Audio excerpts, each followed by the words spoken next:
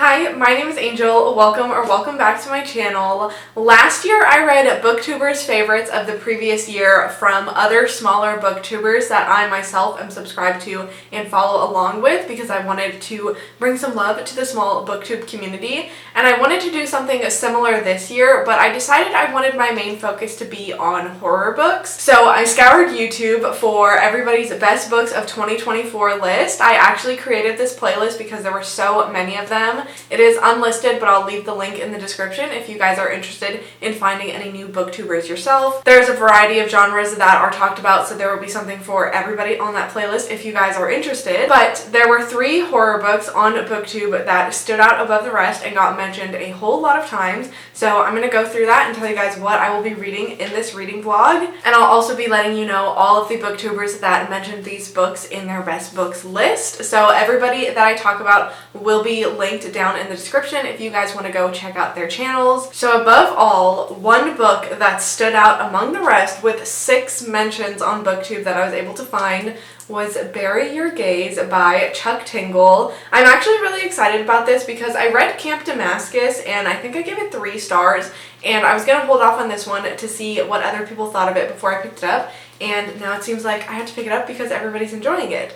This was mentioned by Brandon's Haunted Library, Gabby Reads, The Pumpkin Files, Bookish Bitches, Once Upon a Bookish Steph, and Books with Lexi. So this is the title that I saw coming up the most, followed by Bloom by Delilah S. Dawson. Bloom was mentioned 5 times on Booktube that I was able to see. This was mentioned by Haley Hughes, Deja's Book World, Katie Colson, Sid Bookworm, and Jess Owens. I think this is the one that surprised me the most because it's not a 2024 release. It did come out in, I think, late 2023, but obviously it worked really well for a lot of people because it was mentioned quite a few times.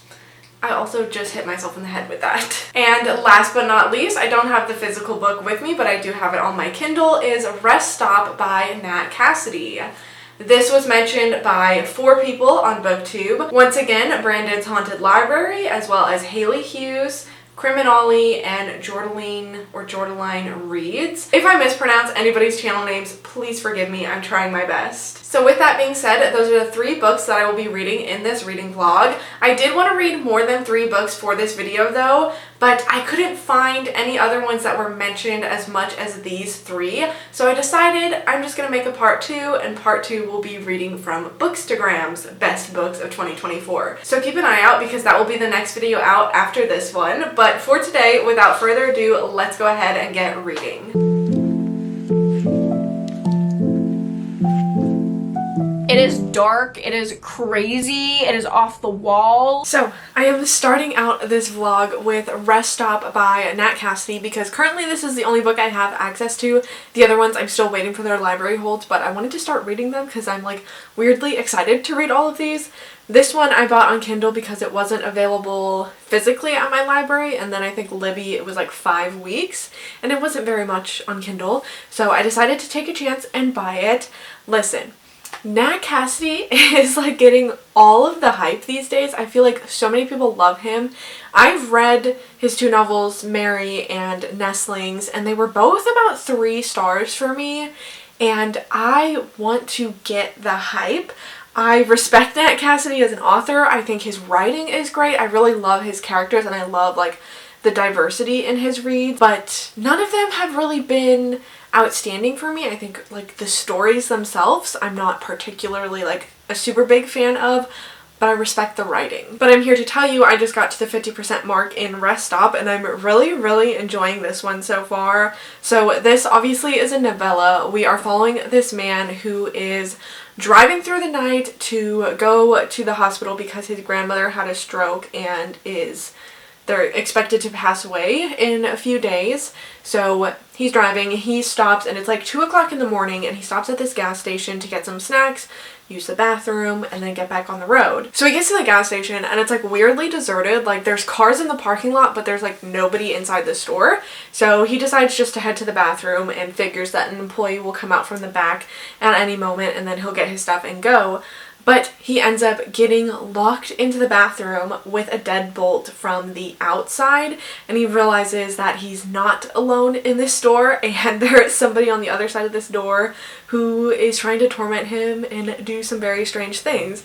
And it's been very unique so far. Like, I don't think I've read a horror that follows the same storyline that this book is following, and I'm really liking the direction that it's going. I'm enjoying a lot of the horror aspects. I'm enjoying the writing in this, and I also like our main character. I feel like he's kind of funny, and we're obviously very in his head during this experience, but he's like still able to make jokes, and we're still able to learn some more things about him, so he's not like entirely shallow and flat, which I'm really liking. I think Nat Cassidy did a really good job with this one too, in like the way that he's telling the story itself and the way that he's like writing the chapters, and each chapter I feel like ends with something that you're like, well, I just have to keep reading. Like, even stopping, I told myself I was going to read 50% and stop and do an update. And I'm like, I don't want to stop reading because the way the chapters end, I'm like, I want to know what happens next. I want to know what comes out of this situation that our main character is in. I feel like it's really intriguing, and the suspense is there, and I'm just like, just more intrigued than anything because the story seems to be very unique so far, and I really want to see where Nat Cassidy goes with it. So I'm really hoping this can be my first win for Nat Cassidy, the first book that I really love from him. Sometimes with authors, like, their shorter stuff works better for some people, and then their longer stuff works better for other people. So maybe this is just a case with Nat Cassidy where his shorter stuff might be for me, where his longer stuff is not necessarily. But either way, I'm really enjoying this one. I'm going to finish it, stick it back in my Kindle stand right here. I will see you guys once I finish the book, which probably won't be very long from now. I'm finished with Rest Stop now, and I think I'm going to give it 4 stars. I did end up really enjoying this one. It was just, I feel like, a short and sweet little novella about a crazy man doing crazy things, and our main character who is falling victim to these crazy things. It is so bloody, and so many of the descriptions of different things in this book were just so nasty and so gruesome, and I feel like more than what I was expecting from Nat Cassidy, so I really enjoyed it. I think I'm definitely going to have to pick up some more of Nat Cassidy's shorter things and see how I feel about those compared to his longer novels, but overall I really enjoyed this one. I think it definitely worked for me, and I'm really glad that I read it. The epilogue of this had me shocked, jaw dropped, gagged, gooped, glumped. I was shooketh and shaken. I was truly just like enamored. Good afternoon, everybody. I know you guys are seeing this later in the month, but it's currently January 14th, and if you guys saw my like little post that I did on YouTube, I'm currently sick. Like, today is the day where I'm actually feeling better and getting over it, although I do have a cough, which obviously the cough is always the thing that lingers the longest, so I may or may not die in the middle of this update with a coughing fit, but we're just gonna push through anyways. So today has kind of been like my recovery day. I've been cleaning up, did all the laundry, obviously, because you want to wash everything after you're done being sick, and just trying to get my life back in order and do some reading. So I decided to pick up Bloom by Delilah S. Dawson because this is a shorter book. I quickly just want to say thank you to everybody who wished me well while I was sick. I do appreciate it. It was just a regular cold, but I am really sad because it started coming on Friday, and then Sunday I had planned to do a 24-hour readathon for Winterween because Winterween started on that Friday, and I didn't get to do it, and I'm really sad. I also had another like sit down video that I was gonna film, but obviously couldn't film. I probably will still do that at a later point, but it's just, I feel so weird today because I've just been out of things recently and haven't been filming anything or doing a lot of reading, but here we are, trying to catch back up on that. I didn't think it would be that difficult to sit down and talk, but I can definitely feel the strain on my throat, so I'm gonna try to make this quick. But I'm halfway through this book now, so I wanted to stop and do a little update. So this book is about our main character. Her name is Ro, short for Rosemary, and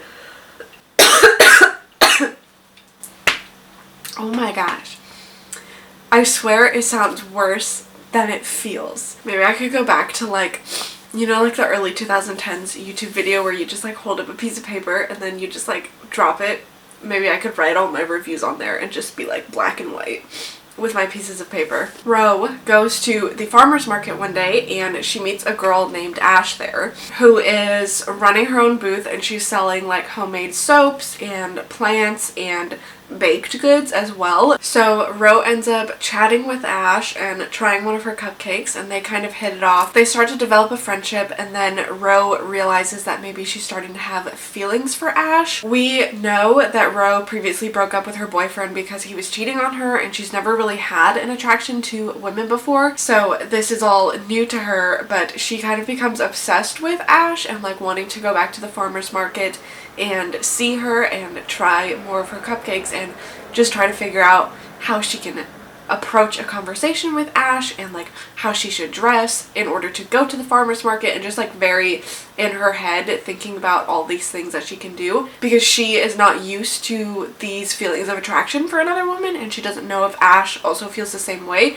and how a woman-woman relationship all works. But things seem to be going well. They definitely have a friendship that's got some romantic vibes to it, and so far up to the 50% mark where I'm at now, that's really all we've been following is the two of them and their friendship that is maybe developing into something more, and also getting deeper into Ro's obsession with Ash. I'm really enjoying the setup. I'm really enjoying the writing. This is the first book by Delilah S. Dawson that I've ever read, although I've heard a lot about her within the community and I've had my eye on some of her things before, so I'm really excited that I get to read this one. So I'm hoping now that we've hit the halfway mark, things will start to escalate from here and get darker as we get deeper into the story. So the synopsis says, her obsession with Ash consumes her. She may find she's not the one doing the devouring. So there's been a couple of hints of like something darker going on with Ash. There is one point where Ro is kind of trying to snoop within the house and Ash catches her and kind of reacts in a very odd way. And there was a sort of alarming scene in the last chapter that I just read with a raccoon, which for me would be a deal breaker if I was like hanging out with somebody and this happened. But Ro is not very deterred, although she is a little bit weirded out by it. So I'm just curious to see where it goes from here in the second half as we descend more into chaos. I hope it gets unhinged and crazy. I'm gonna leave this update here for now because it's taking everything within me to speak and not die coughing. It's literally taking me 15 minutes to record this little bit that you guys have seen. So I'll talk to you when I'm not dying and probably have finished the book. It's been raining off and on all morning, so if you hear any noise in the background, that's probably what it is. But it's actually been a couple of days and I forgot to do my final update for this book. It's probably a good thing that I waited because now I can actually speak properly without dying. So I'm very happy to report with Bloom that I am giving it 5 stars. I really enjoyed this book. First of all, I loved the writing. I think that's really the big thing because that is what pulled me into the story and had me captivated, even though I feel like it was a very simplistic story at first. Like, it's very romance heavy at first as we're just introduced to these two girls and them starting up this romance and starting to have feelings for each other, and there's not a lot more to the story than that, except for obviously in the second half when it takes a much darker, sinister turn. I will say, yes, it is maybe a little bit predictable where the story's going. Obviously, you know the entire time that there's something off with this person. You just don't know quite what it is.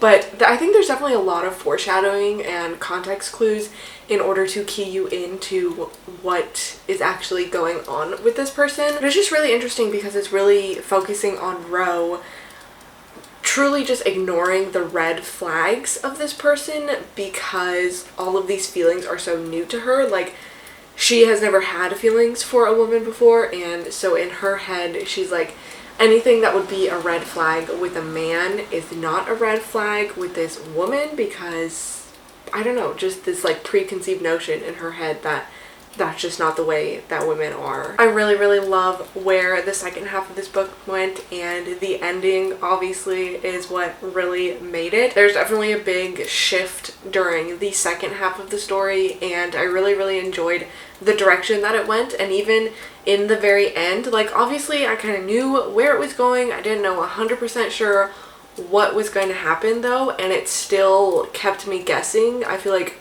to the very last page almost, which I really, really liked and I really, really appreciated. And it was like the perfect little creepy horror story, dark cottagecore sapphic romance, and just that whole mix of things worked really, really well, and the writing was just so good. This is the first book that I've read by Delilah S. Dawson. This has been on my TBR for a while, and a couple others of hers that I really want to read, so I'm really, really glad that I got to this, and now I know, okay, I need to read more from this author just based off of writing alone. That's about all I have to say about this one, just that I really enjoyed it and I'm still thinking about it days later, and I'm really happy that I have a 5-star for this video. That means that, yeah, you guys were right. This is probably one of the best horror books. I will see you guys when I begin my next read.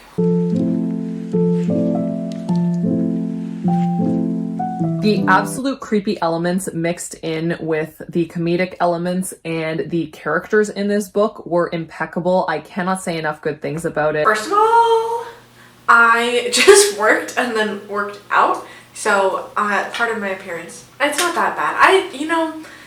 I need to stop saying that, okay? I need to just exist how I exist and not apologize for it.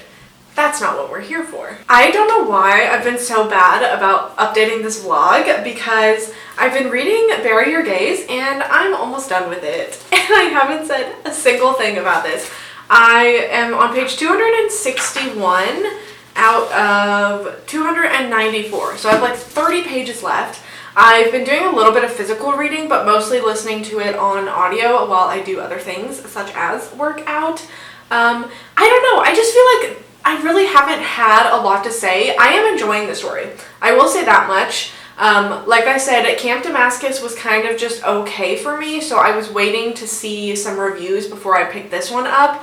And I will say, like, I'm enjoying it more than Camp Damascus, and I am happy that I picked it up. I like Chuck Tingle's writing, and I like what he's doing with horror, and especially, like, queer horror, and this very, very clear commentary on all of that. Let me explain what the book is about first. So we have Misha, who is a screenwriter, and he is just starting to make it big. He is very passionate about writing queer characters and giving them happy endings, but he is just getting to this point where he is coming up to the finale for a long series that he's been doing, and they want him to kill off the two main characters. So he has been building up the entire series alluding to this attraction between these two characters and them getting together by the end. And so he writes that in the finale, they get together, they confess their attraction, and they have a happy life.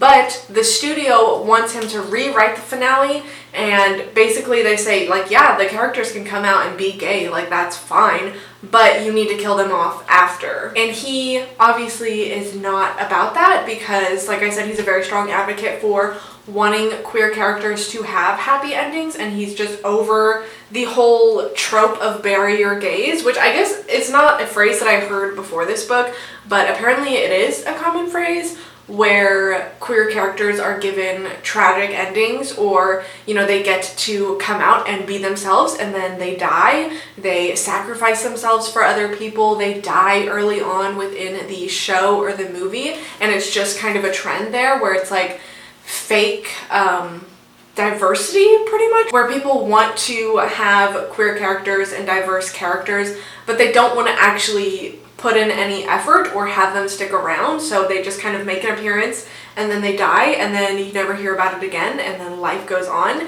And our main character is very against that, so he is pushing back against rewriting his finale to kill these main characters off, but he is threatened with losing his job if he does that, and then they say, you know, we're gonna fire you, and then we're just gonna rewrite the finale anyways, because technically this studio owns the characters and they can do whatever they want. So it's basically, these people are gonna die after they come out in the finale, but either you can write their death, or we can have somebody else, or even a computer program write their death. So it's a very frustrating situation, obviously, and he's really trying to figure out a solution that allows him to write the ending that he wants, but not face any backlash.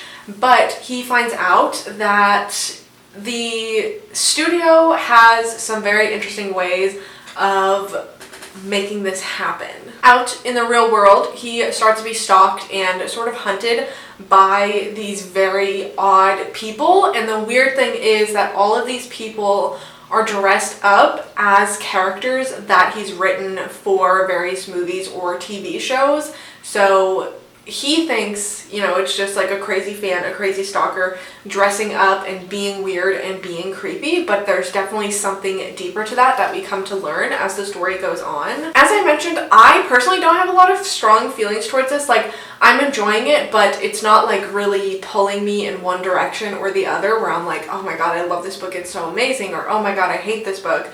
But I can definitely see why people like it. It's creepy, it's suspenseful, the commentary is there, the characters are likable, you want to root for the main character. There's a lot of action. I think the way that the story is told and the imagery and the descriptive writing is really, really good. The death that does happen is bloody and brutal and gory, and once again it's creepy, like these people that are toying with him, these apparitions, they're very creepy. It's also very psychological and very mind-bending type of horror at points, which I can definitely understand why so many people like this and why this was a favorite that popped up so many times from last year. I'm enjoying it. I don't know, like, it's definitely not a 5-star for me because, you know, when a book is a 5-star, you just have like that feeling where you're like, okay, this book is just that good. But I am still enjoying it, so I think I'll probably land around 4 stars. I am glad that I picked it up. I love this cover as well. It's definitely one that you admire it so much more in person. Like, it's so much prettier in person with the colors that are so vivid. I really, really like that. So that's pretty much all I have to say. Once again, I am enjoying the story. I'm enjoying the commentary, the very clear commentary on Hollywood and on the way that queer people are written in films and then the way that they're often killed off, and he has a very strong message of wanting these characters to be able to have their happy endings because they deserve it, and that is the type of queer representation that we, the public, should be supporting, and of course I agree with that and I do appreciate all of that messaging. I am going to take a shower because I'm sweaty and then I'm going to very quickly finish this book and let you guys know how it ends for me. Well, I am back with my final update. I finished Bury Your Gaze. As predicted, I'm gonna give it 4 stars. I don't honestly have a lot more to say about it that I didn't already say in my previous update, except I did enjoy it. I think the horror was done really, really well, and I appreciated the messaging that the author was getting across, not only with the whole bury your gaze trope, but also just commentary on Hollywood in general, algorithms, data mining, also stereotypes, specifically when it comes to like gay stereotypes and how that is represented a lot of the time. There's also asexual representation in here and conversation about how that is very underrepresented in popular media, which I appreciated. Just overall, I really, really enjoyed this book. Sorry, there's gonna be background noise because the heat just kicked on. Yes, I live in Florida, but literally it snowed. Not here, but in northern Florida, they got like 9 inches of snow, and I think right now it's like in the 30s.